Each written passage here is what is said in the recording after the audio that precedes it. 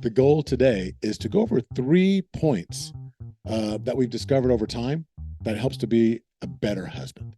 I'm not saying a good husband. I'm not saying a great husband. I will say a better husband. From wherever you are right now, these are areas that I believe that we can actually improve upon. 5,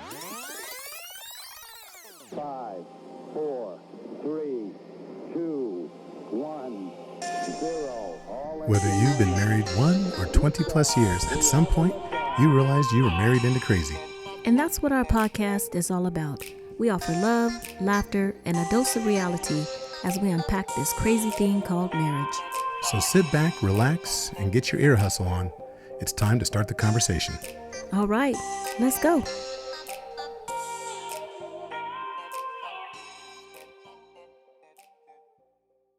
Yo, what's up? It's your boy ET. Look, if you're looking to or you got to raise the bar on your marriage, you gotta click the link and get into Married into Crazy, y'all. I'm telling you, this coaching is gonna take your relationship to another level. Now look, you already know you need to raise the bar. You know that already. So stop thinking or overthinking. Click that link, and Marriage into Crazy is gonna take you and your spouse to marital bliss. Now you know. Click the button. Let's go. Welcome back to another episode of the Married into Crazy podcast with Snooks and Lovey.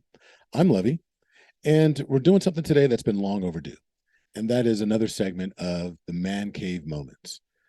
Every now and then, I'm going to go solo and talk about some of the different things that I've learned from other couples that we've interviewed or that we've picked up along the way during our 26 years of marriage to discuss just different aspects of being a good husband, a great husband. I'm not saying we execute on this. I'm not saying I'm a great husband, but these are some of the things that we've learned over time from all the different interviews, from the different experts that we've had come on the show, and we share nuggets. And trust me, this is as much for me as it is for you because I'm still learning. It's a work in progress. I'm always under construction, trying to become a better version of the husband that God intends me to be, right? So I know it's already within me. It's just a matter of drawing it out. And sometimes we just need to rehash. It's like going over your notes. So the goal today is to go over 3 points that we've discovered over time that helps to be a better husband.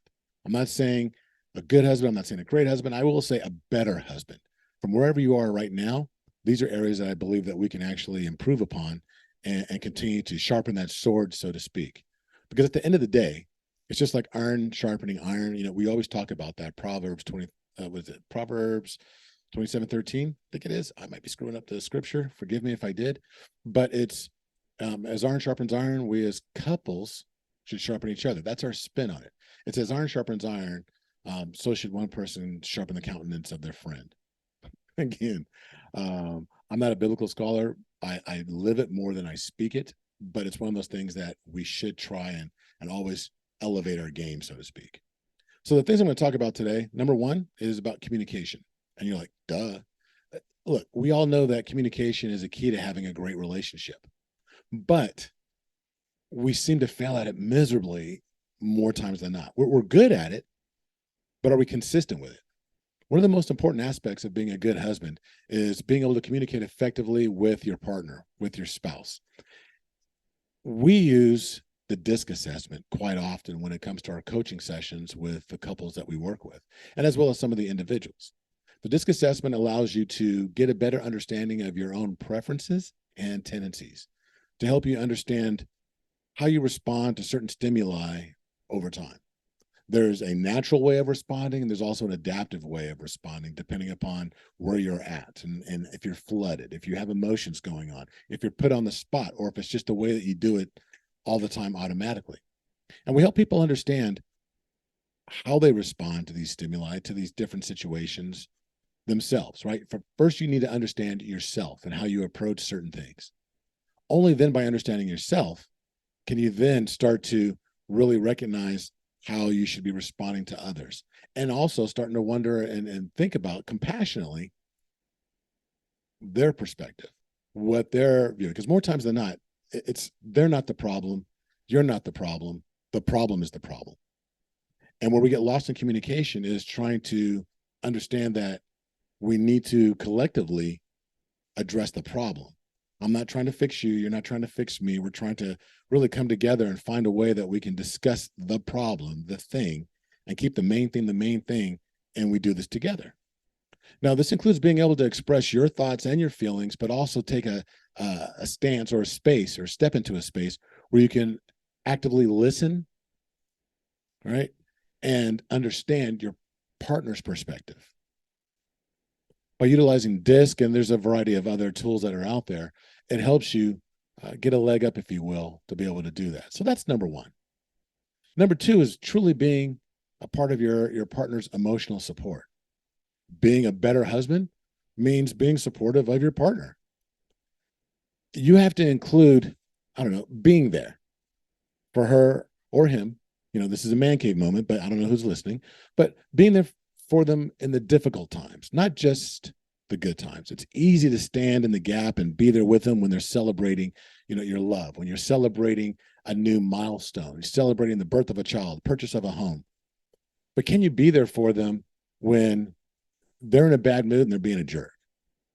Recognizing that something's going on, taking a step back and understanding that, you know, they need encouragement, they need understanding, right? Giving them that emotional support and being willing to help your spouse through whatever it is they're going through.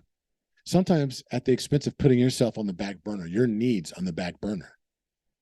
Can you do that as a man?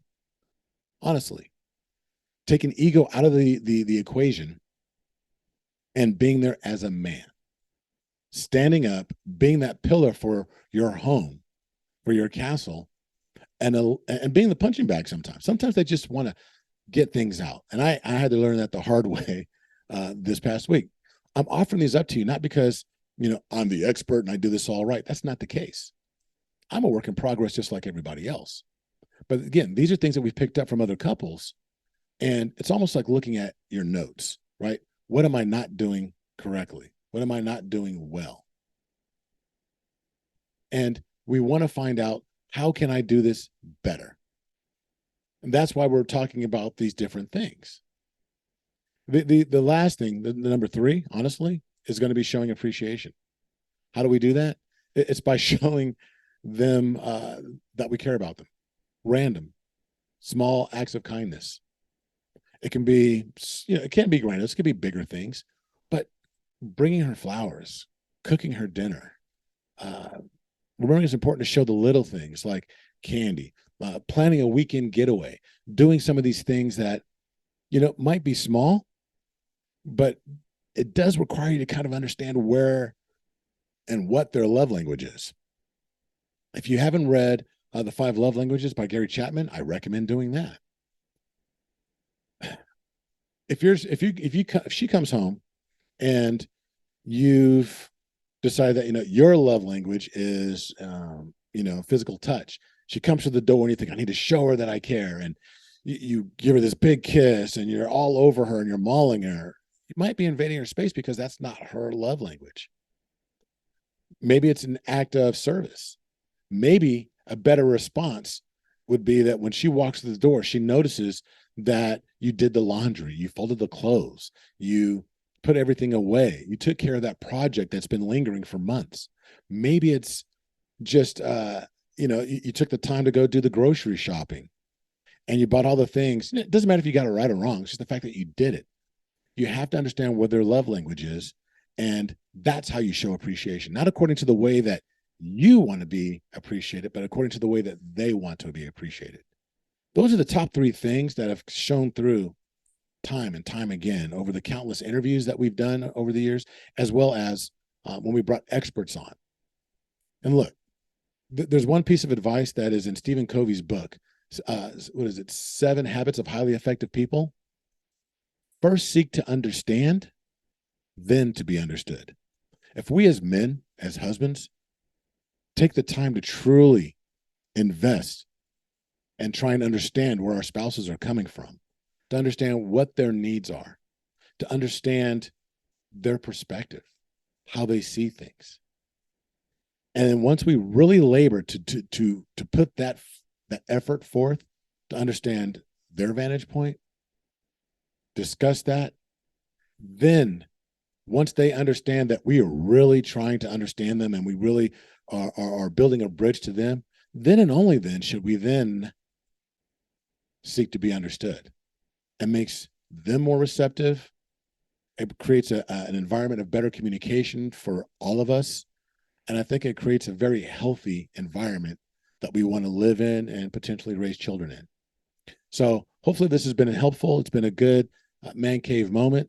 Go ahead and drop a comment down below, or if you're watching on YouTube. But if you're also listening to it on one of the many podcast platforms, feel free to give us a rating and leave some comments. Let me know what your thoughts are, fellas, and hopefully I'll get more and more of these man cave moments based on the teachings from some of the other men that we bring on, the husbands or experts. Until the next time, be blessed.